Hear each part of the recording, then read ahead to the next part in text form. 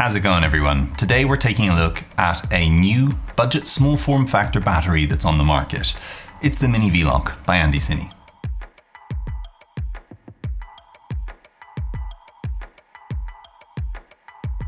Andycine asked if I'd take a look at their new battery, and I agreed because there were a few features I noticed on the product photos which they sent me, like initially, that immediately stood out for me where other Mini V-Locks just didn't quite get it right, in my opinion.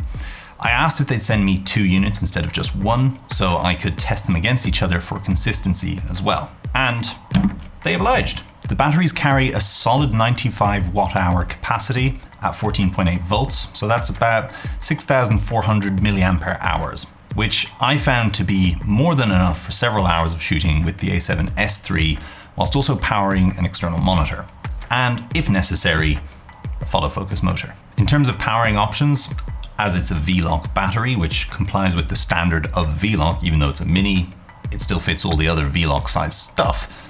You can obviously slot it into a V-Lock power plate, which is handy if you're shooting on a rig and you can just run your connection into the power plate and swap the batteries out as needed.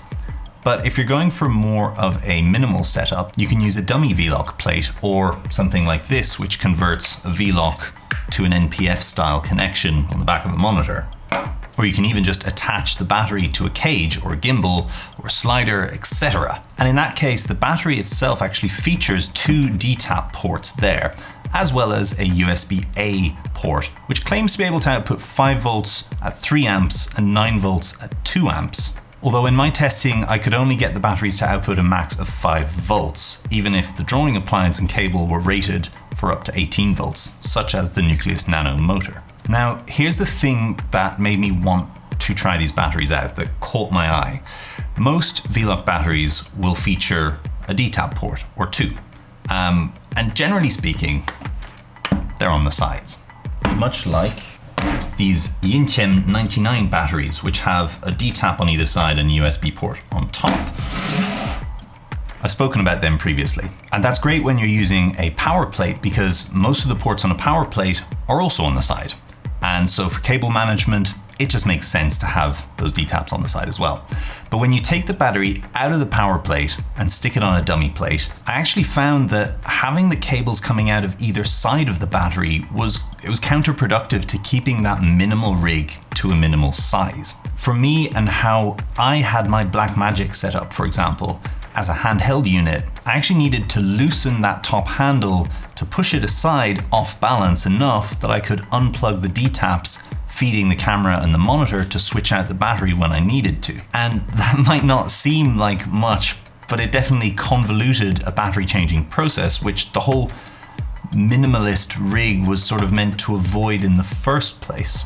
So having the DTap ports placed on top of the battery was a welcome feature for me, which helps swapping things out fast and easy without having to touch the rest of the rig. The batteries have these nice little rubber doors to protect your connections. However, the USB one, let's just say that is going to get lost in no time. I don't know why they made a catch for the DTap ones and not for the USB cover, but it is what it is. The battery features a nice little button, which you push it and it shows you a nice long LED indicator of what your battery level is. One of the main shortcomings of this battery, in my opinion, is that it doesn't feature a USB-C port and can't be charged via USB either. I'd have loved to see a USB-C port next to the USB-A port, which allows a power out and power in so that you don't need to rely on a DTap charger or a massive V-Lock multi-charger. You could just plug one of these into a USB port and let them charge slowly overnight, or in the car while you're driving, or that kind of thing. That would have been perfect. I kind of feel like it's the 21st century. We need to embrace USB charging in this kind of kit. Other than that, honestly, I can't fault this battery. It's a great piece of kit at a reasonable price of about 159 quid currently. I've used many of Andycine's monitors over the years, and I'm happy to be able to use their new batteries as well now with the same level of satisfaction that I've had with the monitors. They're not top of the range, they can feel a little bit cheap, but performance-wise, they've never let me down. If you'd like to check this battery out, there are links in the description. Those are affiliate links, which means you'll support this channel without costing you anything extra when you buy one using the link. Thank you for watching, hit that subscribe button, and I'll see you next time. Cheers.